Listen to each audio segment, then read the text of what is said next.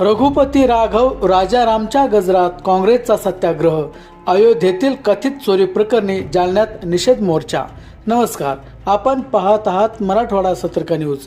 अयोध्येतील श्रीराम मंदिरातील कथित चोरी प्रकरणाच्या निषेधार्थ जालना शहरात काँग्रेस पक्षाच्या वतीने सोमवारी अनोख्या पद्धतीने सत्याग्रह आंदोलन करण्यात आले।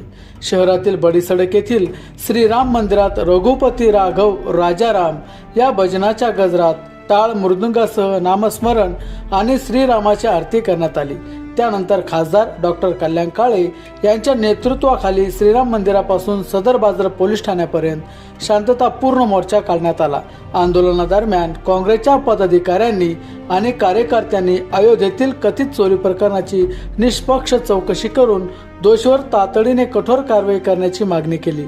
देशाच्या श्रद्धास्थानाच्या सुरक्षेबाबत कोणतीही हलगर्जी सहन केली जाणार नाही असा इशारा यावेळी देण्यात आला। खासदार डॉक्टर कल्याण काळे यांनी या प्रकरणातील सत्य जनतेसमोर यावे आणि दोषींना कायद्यानुसार कठोर शिक्षा व्हावी अशी मागणी केली। या आंदोलनात काँग्रेसचे पदाधिकारी, कार्यकर्ते आणि समर्थक मोठ्या संख्येने सहभागी झाले होते। भजन, आरती आणि शांततापूर्ण मोर्चामुळे जालना शहरात दिवसभर या आंदोलनाची चर्चा रंगली। या आंदोलनाबाबत तुमचे मत काय, कमेंट करून नक्की सांगा। अशाच ताज्या आणि विश्वासार्ह बातम्यांसाठी आमचे चॅनल सबस्क्राईब करा। धन्यवाद।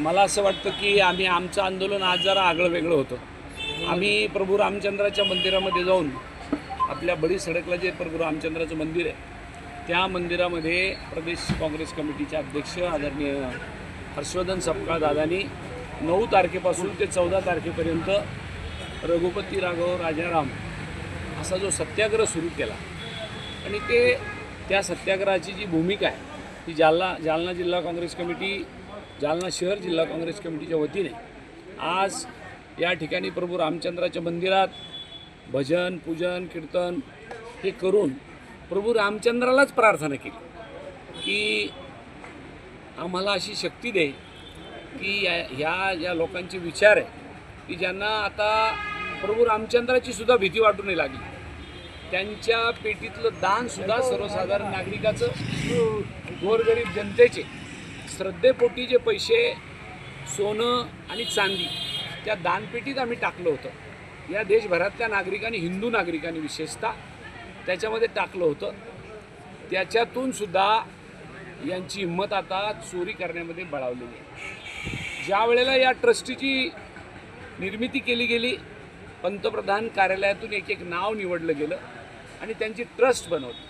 RSS आणि भारतीय जनता पक्षाच्या लोकांना त्या ट्रस्टमध्ये घेतलं आणि आज योगीजी, मोदीजी त्यांनी त्यांच्या माणसाने केलेल्या चोऱ्या की ज्या हिंदू भक्तांनी, ज्या राम भक्तांनी अशा श्रद्धेने तिथं दान टाकलं होतं की या मंदिराच्या निर्मितीमध्ये माझंसुद्धा, माझ्यासारख्या एखाद्या गरीब माणसाचं सुद्धा 10 रुपयाचं का दान होत नाही, 100 रुपयाचं का दान होत नाही, काही अंशी चांदी किंवा सोनं का होत नाही, माझंसुद्धा सत्कर्मी लागावं या दृष्टीने ते दान दिलं होतं।